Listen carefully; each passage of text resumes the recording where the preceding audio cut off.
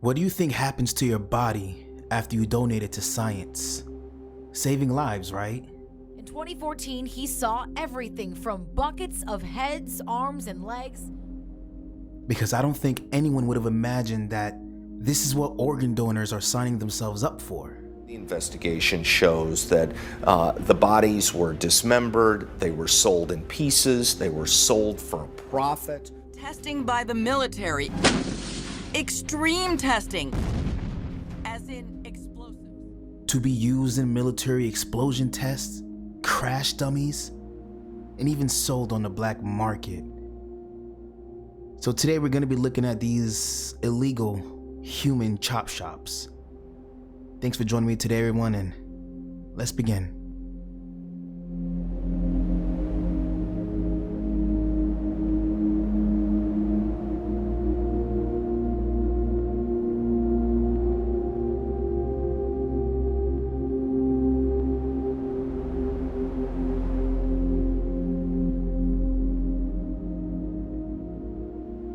Yes, sir.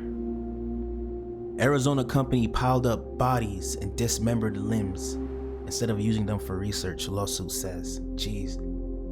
So this happened back in 2014. I'm guessing the case started taking place again. The trial, started taking place again back in like 2019. But it says here the families thought they were donating the bodies of their loved ones to a company that would send them to medical researchers to help find cures for diseases like Alzheimer's and Parkinson's, which is what most people believe happens when you sign that, when you become an organ donor.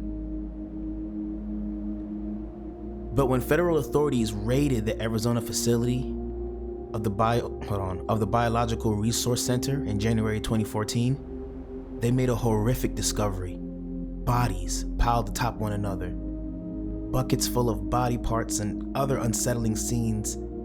Details that came to light recently when a former FBI agent gave a statement for the lawsuit. Okay, so apparently when they raided the facility, it was they later on, as you'll see, they later on explained it as a Frankenstein show, like bodies and heads stacked on each other on shelves too. Like, I couldn't even imagine that with your relatives. 35 relatives of peoples whose bodies were supposed to be donated for science research between 2010 and 2014 have sued officials who worked at the resource center. First at 10, it's been more than 5 years since ABC 15 first exposed a scandal involving a body donation business in Phoenix. A place known as the Biological Resource Center, and a place with one promise. Connects those who wish to donate their body to science with medical research and education facilities. Turns out the donation was just the beginning. The owner accused of selling bodies and body parts. A trial set to begin in just months. And tonight, new grisly details of what the FBI says really happened. ABC 15's Nicole Valdez is live. And Nicole, this paints a Frankenstein-like picture. Yeah, it really does. Katie and Steve, closed for years. This building off 24th Street and University doesn't look like much, but according to new claims in these court documents, the Biological Resource Center was essentially running a chop shop for human body parts, mixing, matching, and selling them in ways we never heard of until tonight. Described as unsettling, but it sounds a whole lot worse. One FBI agent revealing what it was really like inside the Phoenix body donation facility. In 2014, he saw everything from buckets of heads, arms, and legs to coolers filled with severed penises when the FBI raided the building. Confused and angry. We thought this was going to be doing some good. He even spotted a smaller head sewn onto a larger torso in a, quote, Frankenstein manner. It wasn't a choice we made. It wasn't a choice any of the families made. Body parts piled on top of each other inside Biological Resource Center, where families donated their loved ones for medical research. Discoveries of sickness and disease, maybe come up with a cure. Some say the company violated everything they promised. Tragedy that's never resolved, and it just keeps going on and deeper and deeper. The limbs, according to that agent, with no apparent identification.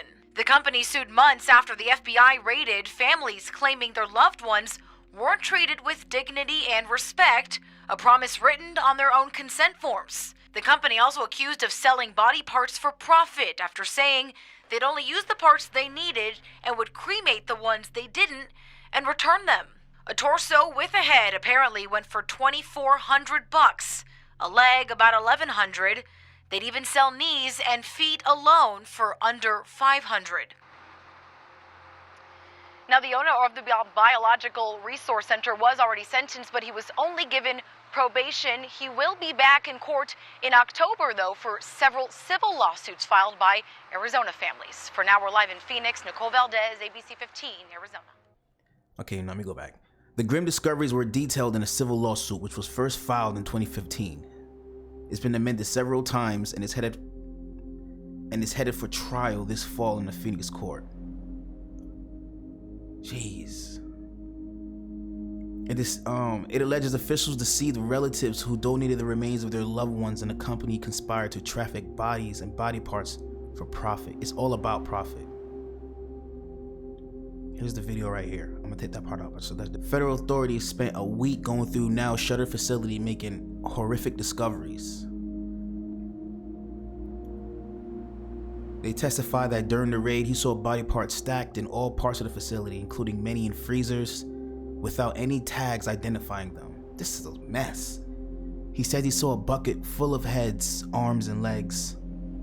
One torso had its head removed and a smaller head was attached in a Frankenstein manner. What? So, hold on. So these scientists had a torso of someone, like, so they just cut the torso off and had a head that wasn't theirs, like a smaller person's head on it. The torso was hung from a wall. This is some Texas Chainsaw shit. The relatives sued the company, alleged it would mutilate and desecrate those bodies so they could sell the bodies and body parts for profit to enrich themselves. Of course. It's all about profit, man. Probably going to be around $375 or $400. Okay. Can I ask you a question? Why is the news media so concerned with the dollar value of something? That's one of the things that puzzles me. We don't question what chemotherapy costs. We don't really seem to really give much of a crap that we're going to pay $80,000 to $100,000 to remove a brain tumor. But we care a lot what this is going to cost. Mm-hmm. We're emotional beings. We're sentimental. Again, this was somebody's loved one. And so the idea that we are going to, reduce this down to parts or down to dollar figures, it's an uncomfortable thing. It's uncomfortable, but realize this. Unfortunately, everything costs money. To bring the donor into our care costs money. The vans, the insurance, the payroll, the upkeep, all of that is cost. And I realize that's uncomfortable, but why I'm able to sleep at night, why I accept it, is because it's a reality of the world we live in. There's a cost to save lives, and this is part of it.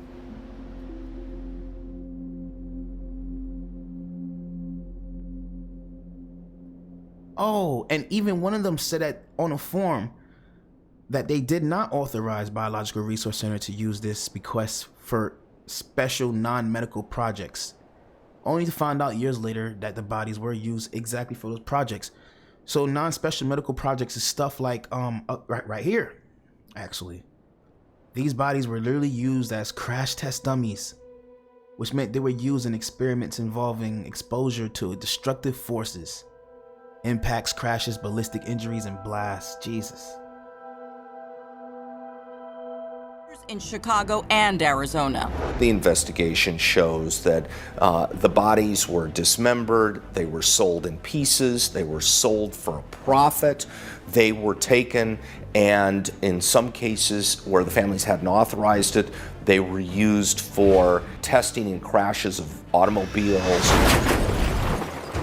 And that includes testing by the military. Extreme testing. As in explosives. What's the worst that you think happened here? Well, I think the worst that happened is, in some cases, bodies were blown up or ballistic testing was used. Kabatek says in many cases, bodies were cut up and sold in pieces, making it impossible to track down. In 2016, the Army told Reuters the military reviewed heavily redacted forms or forms signed by an agent of BRC that indicated consent. They said it's Army policy to not use bodies if a donor didn't approve use in military research. Bro, I didn't even know. Like, they do have like fake bodies.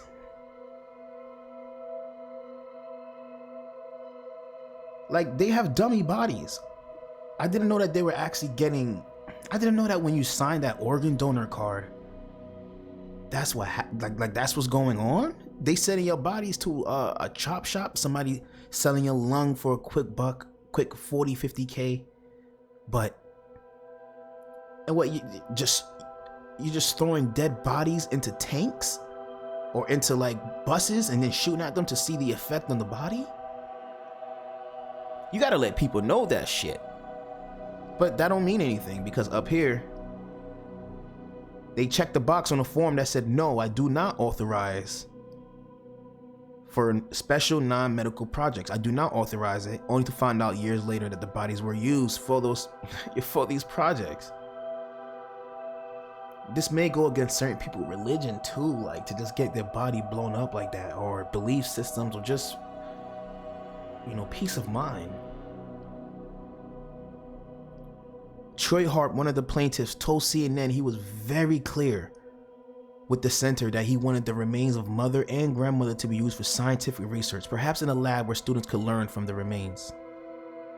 Not for a morbid exactly, that's exactly what a Frankenstein party.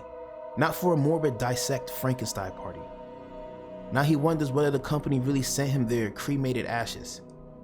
We don't even know who we have in our boxes. None of us do. Jeez. This is a horrible situation where these vulnerable people are being taken advantage of. I agree. The lawsuit appears headed for resolution in the fall. Lawyers will return to the court August 13th for a status conference. Yeah, I do believe that he was awarded. If I'm not mistaken, he was awarded. Not he was awarded. But everybody who sued, they were the Superior Court awarded $58 million in damages to the plaintiffs. The jury found that the Phoenix Body Donation Company deceived families into donating their loved ones' bodies, only to have them dismembered and distributed for profit nationwide. Man, this goes to show too, because there are conspiracies and